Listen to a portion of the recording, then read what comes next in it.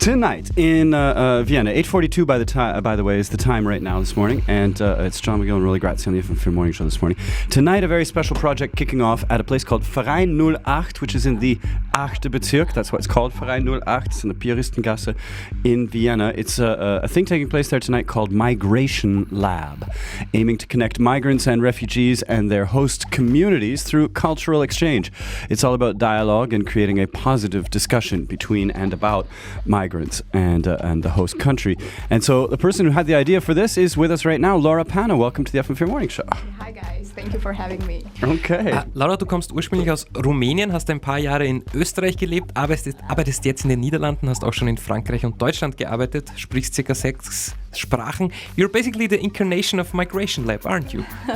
Well, yeah, I do believe that there are people who have a even more interesting migration path than mine, but it has been a tremendous opportunity to be able to step outside and go and live and discover other cultures and learn new languages. But isn't it scary? It is very scary. So how do you overcome your fear? Whoa, that has been a long process, a painful one as well. Mm-hmm. And I realized that for many years I didn't know how to handle it. Okay. And this is why I started this project. Okay, one of the easiest ways to deal with fear is to talk about it.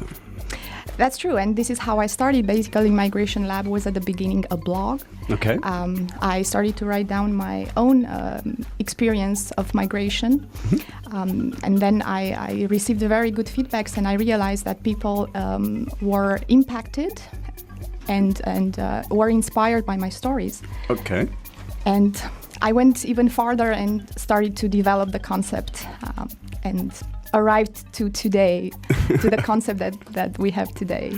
Okay, it's basically the blog, but has now become people meeting each other actually. Exactly. No longer just online sharing experiences, but face to face. Exactly, it has become a real project, a European project. Okay. And that means you're getting money from the European Union, or what? Well, not yet, but I hope to. All right. At the moment, the project is financed by our own pockets. Okay. But I'm looking for means of financial means in order to run it across Europe. Sure. All right. Now, I understand that there's a band playing tonight, and that's part of it. It's partly trying to bring out the cultural aspects of different cultures meeting together. Who's playing tonight at Verein 08? The guys involved, Nemanja, Jeremia, and Manuel. Okay.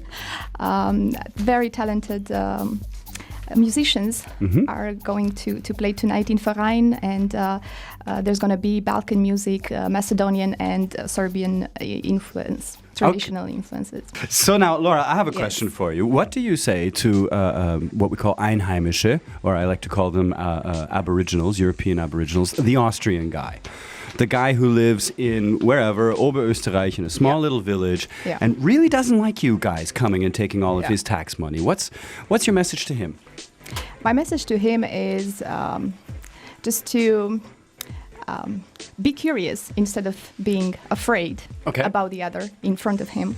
Mm-hmm. And just ask if he doesn't know the place where I'm coming from, just be curious and ask me and find out my story. Right. This is my message, actually. This is what this project is about. And you have some success stories to tell us?